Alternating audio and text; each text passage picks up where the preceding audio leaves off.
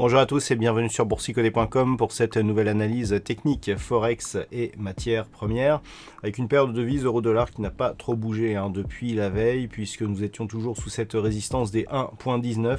et nous y sommes toujours. On a eu ici un petit peu de volatilité qui ont fait redescendre les cours ici sur des zones proches des 1.1820 mais on est remonté ici au-delà des 1.1850, donc toujours cette tendance relativement neutre sur la paire de devises euro-dollar, mais qui laisse la place ici à une possible poursuite de ce mouvement haussier, puisque depuis ici cette inscription de points hauts significatifs proche des 1.20, eh bien il n'y a eu quasiment aucune consolidation et la paire de devises euro-dollar s'est totalement neutralisée.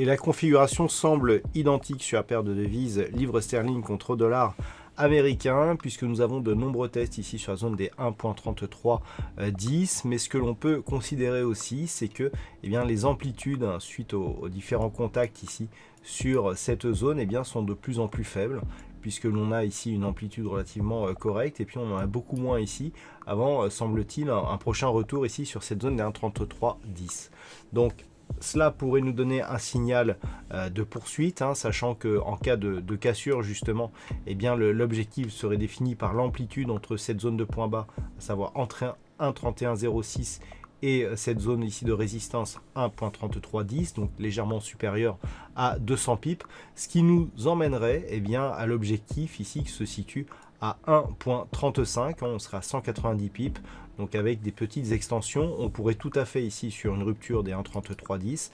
viser raisonnablement la zone des 1.35. Donc c'est vraiment l'élément qu'il va falloir surveiller la semaine prochaine, puisque une validation de la rupture de ce mouvement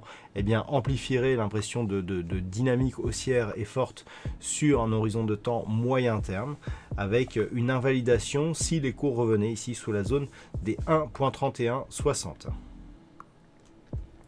Sur l'or, nous avons une configuration là aussi qui s'est totalement neutralisée suite au contact la semaine dernière ici sur ce support des 1850 $ l'once. On est resté ici sur ces niveaux qui agit désormais comme support avec une zone de point haut ici proche des 1900 $ l'once. Nous avons un range de 50 points qui ont vu les cours osciller ici depuis cette forte baisse liée à l'annonce justement de Pfizer sur l'arrivée d'un éventuel vaccin.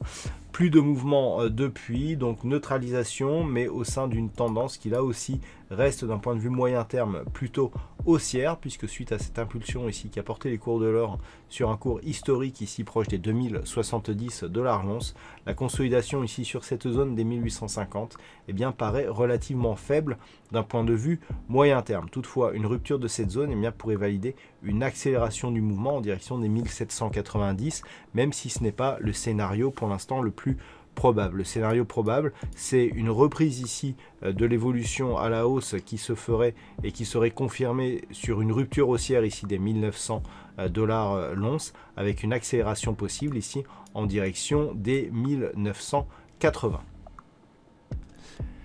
Et puis enfin on termine avec le WTI qui s'est quant à lui totalement neutralisé depuis le début de la semaine ici jusqu'à la fin de celle-ci. On est resté autour des 41,50 $ le baril, zone autour de laquelle on s'apprête à clôturer cette semaine. Donc là aussi une tendance totalement neutralisée sur un point de vue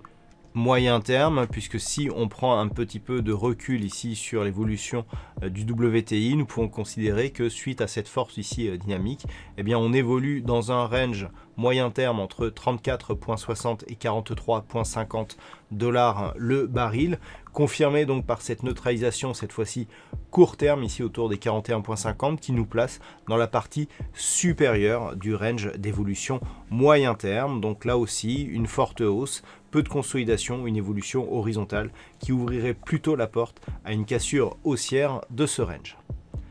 Voilà donc ce que l'on peut dire sur cette analyse technique Forex et matières premières. Passez un bon week-end et on se retrouve dès la semaine prochaine pour d'autres analyses techniques, toujours sur le site boursicoté.com.